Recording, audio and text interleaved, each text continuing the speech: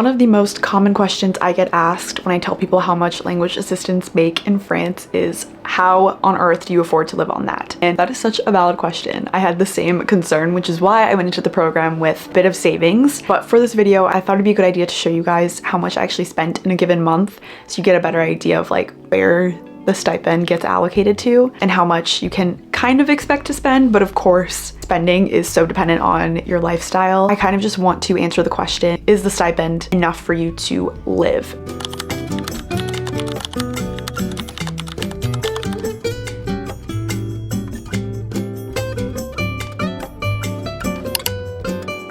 So if you're new here, hi, my name is Brianna. I was a former language assistant in France. If you would like a more detailed breakdown of like my experience, I have a video that I made completely on that. You can go ahead and watch it here. But in this video, I wanted to keep it more so on spending because that was a question that came up, as well as like, how did you budget or what does spending look like? So I wanted to answer that in this video. So let's just get right into it. I am choosing the month of March just because that month I had really nothing going on. It was a very typical work month, I guess. There weren't any like school breaks. Didn't travel, I don't think, that month. I just thought that this month would kind of paint the most realistic picture of what spending looks like. The other context that I kind of want to just share really quickly is that I was placed in a small to medium city. I would say it's kind of a small city, but I think that's important context to note, just because of course, if you're going to be somewhere like Paris or maybe in the south of France, like I would imagine that the spending might be a little bit higher. I'm not sure if the stipend is also a little bit more because of that, but that is just something to keep in mind. My stipend was exactly 833 euros a month, and I was in a small to medium city. I was also an hour away from Paris, so I did take, I think, a couple day trips to Paris this month. So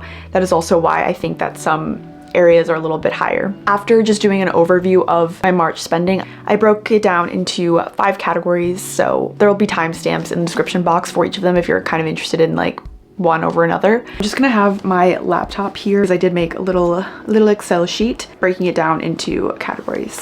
The first category will be fixed bills.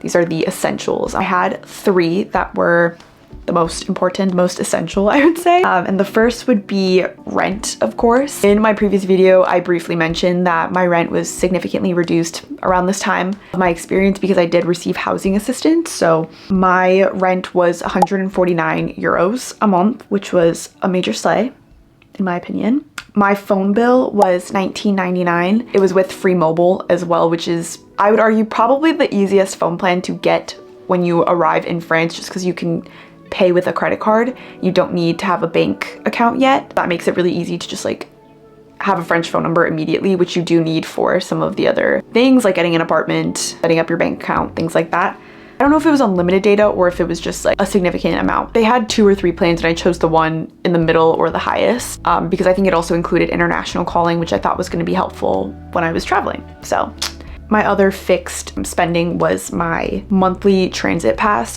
In my city, they did have a transit pass option, and because I needed to commute to my schools, I did go with that. Actually, something I kind of forgot to mention. So for the monthly transit pass, I was also on the youth option because I'm younger than 25. That cost me 25 euros a month. And we actually get, I think it's 50 to 75% reimbursed in that later too. So that's a whole other thing. That brings my total for fixed main bills to around 194 euros. That's so low thanks to the housing assistance, of course. Make a whole separate video about that too, because that definitely played a role in me being able to spend in so many other areas. The second main one is probably groceries, right? I frequented 2 grocery stores in my city, Carrefour and Intermarché. Intermarché was a express one as well, so it was actually a little bit pricier to go to, but it was closer than Carrefour. So sometimes if I really needed something last minute, or I was just feeling super lazy and didn't really need anything that I could only get at Carrefour, I would definitely go to Intermarché. I made a few trips throughout the month. One thing I will say about living in France and just a city that's so walkable is that I definitely went to the grocery store like multiple times a week. I mean, I had the time to, I guess, but I also think with things being so walkable and in such proximity to you, just made it more accessible to go kind of whenever you needed to. And also something to consider too is that like I didn't have one of those like carts or something like to carry my groceries home with. I just had my grocery bag, so hands and shoulders, that's really it. And so you have to think about kind of like the weight of that and how far you're walking. So I would try not to, you know, do huge grocery hauls just because that was a lot to carry. So I hope that makes sense. But my total for groceries in March was 186. This was kind of surprising to me. I thought it would have been a little bit lower, but again, I think I went to Intermarché, let's see, 1 to 5 times that month, which is not horrible. And they're like small charges, but I would say like typically if I was shopping for the week at Carrefour, let's say, I usually spent around between 30 and 40 euros. And then, you know, throughout the week, if I forgot something or need something like last minute, I would go grab it. So I guess that kind of makes sense, but it's a little bit higher than it has been in previous months. So just to kind of recap, with those two alone, which I would consider like absolute necessities that the stipend should cover, my total was only 380 euros.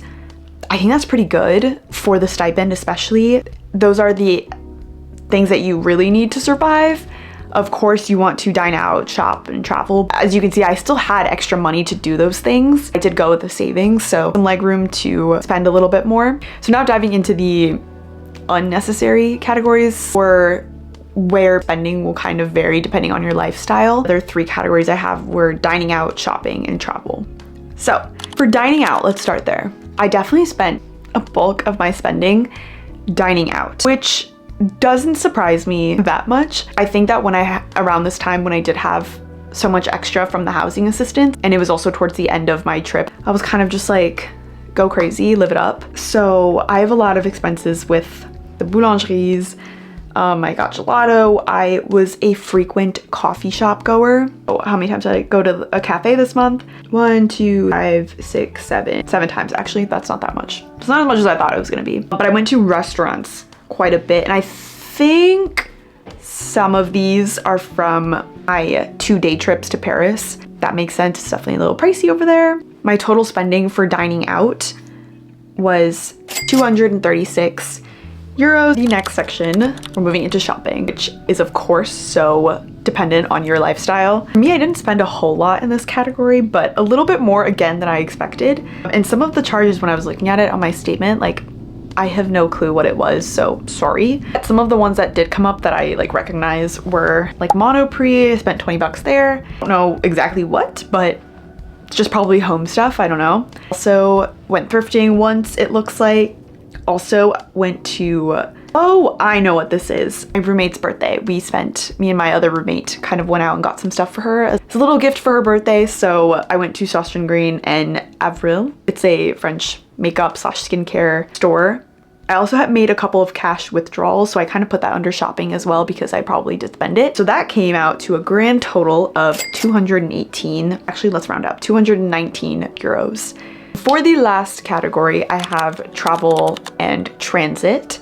It looks like I bought my plane ticket to Spain this month with my salary, which, I mean, once I got to this time of the program and I had the housing assistance and again, just like a little bit more money to spend, I definitely was trying to use my euros over my American credit card or my savings because I did have it available and it was easier to use sometimes. So it looks like I paid for a plane ticket.